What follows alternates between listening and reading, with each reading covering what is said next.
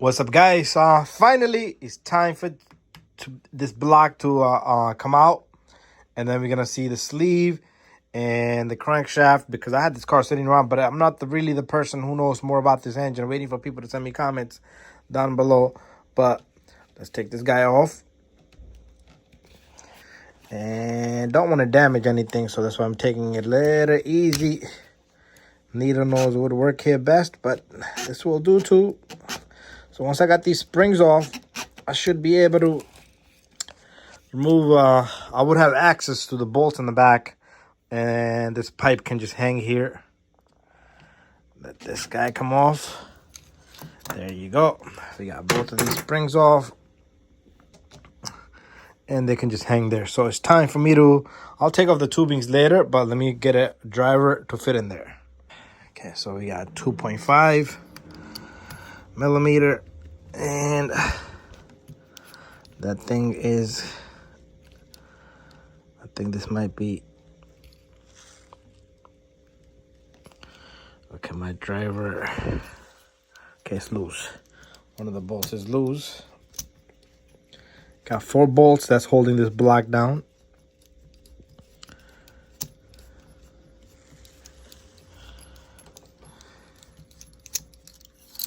That's one. So the spring is definitely going to bother us, but we should be able to manage to get to that second one over there. There you go.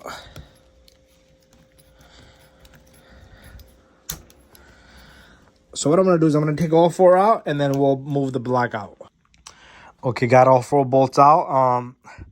Let's see if this muffler pipe gives us space. We're going to get to the bottom of this. And I took off the fuel line. I took off the linkage there for the throttle. And we got a problem. The problem here is something is holding us. I think one of the bolts, or just a tight fitment of this engine block. Okay, it seriously is a really tight fitment on this engine block. It looks good in there. We did do an after oil service here, so we do got a little bit of oil sitting there. And the problem here is this is going to take me more time than I originally thought, because this engine is not going to come out that easy, okay? The whole plate here got to come off, and that plate runs all the way across. So we're not sure what we want to do here, but we got another plan. Okay, I'm gonna have to figure this out. Okay, so I put this block back together because I'm not dismantling the whole car just because it's gonna sit around. So what we're gonna do is we are gonna pull out the sleeve. You could do it right from the top. So this pipe is beautiful. I love this guy. And I'm going to put the springs back on. I took off the little clips from the head right there. So these are like special clicks. I don't even know how I took them apart. So they do lift up, and I wasn't able to lift them up normally. So they're like clips, like car clips. So anyways, that's that. We're going to take off the couple of screws in here. Wow, they're flathead screws in there. That would be Allen. But anyways, let me put my springs back, and then gonna have to find me a skinny screwdriver to get in there. Look at that. I've never seen that before. Anyways, let's move on. Okay, so here goes nothing. The spring goes in there just like that. And then I'm able to take out my pick. Simple. Or you could use a needle nose. And that's how that baby goes on. Anyways, let's move on to the other side, which I'm not going to record, but I'll get that on. And after that, we'll remove the head sink.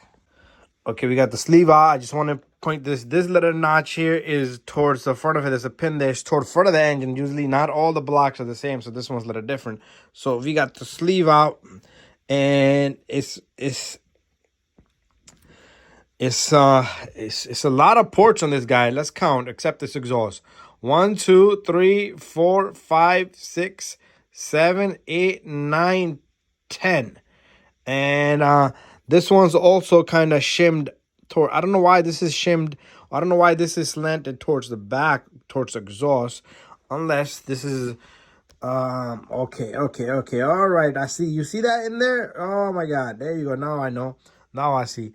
So this has 3 exhaust ports. So how many ports they got for the intake? 1. We're not going to count this top one because that's going towards that way, which is pushing the exhaust out. So 1, 2, 3, 4, 5, 6, 7, 8, 9 port and 3 exhaust. I've never seen that before. 9 port and 3 for the exhaust. Wow. So what it's doing is these 2 ports, one on the top on each side of the exhaust port, is cut in the angle so it can push the exhaust out a little bit extra. And inside the block, let me take my pointer here. Inside the block, they created a small little notches on each side, right there. Now you can see it better. Each side. Okay, that's my strap broken. I gotta pull that out. So each side. Okay, exhaust port is also modified. Wow. This beats all these guys. Leopard, all these. Okay, I gotta get my strap tie out of this, so I'm gonna have to fish that out somehow, some way. Anyways, there you have it. Engine block that's modified, and I'm sure the crank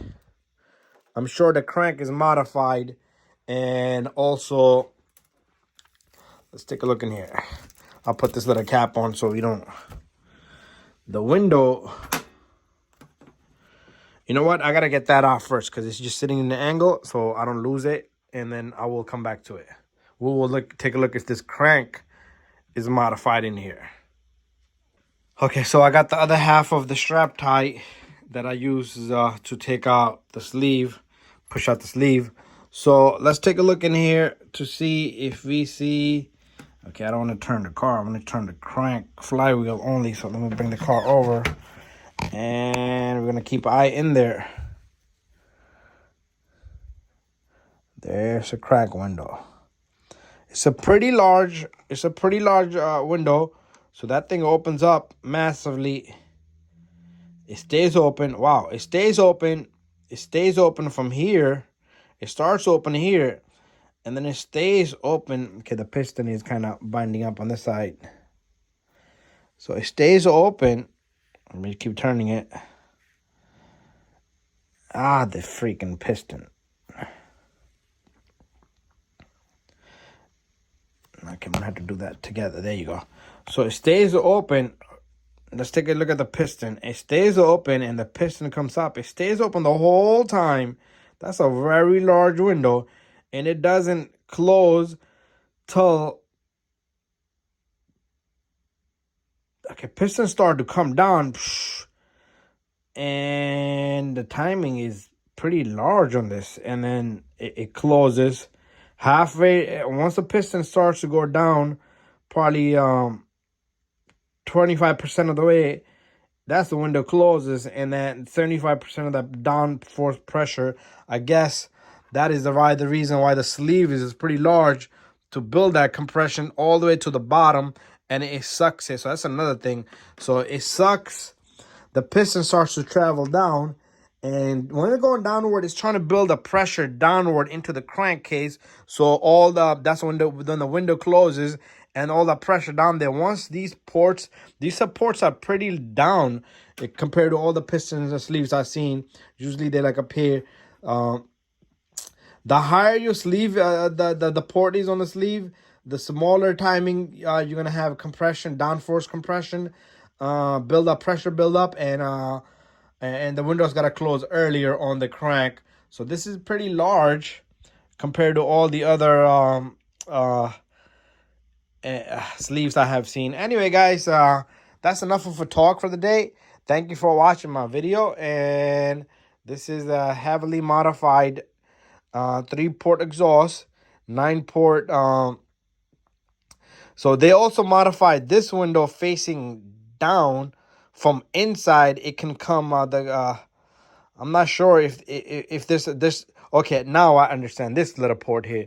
If there's any fuel around this, it will go down into the bottom. I'm not sure if that's smart, or if it's from the bottom, it can come up and go into the top port. So we don't know. I mean, I'm not expert at this stuff. I do do a lot of I am gonna be doing some modifications on my Revo engine right there, the sleeve, and anyways, small mods on that just to give it a more a power. I'm not gonna mess with the crank, only the sleeve, so it can get better fuel. Anyways, thank you for watching my video. See you guys on the next one.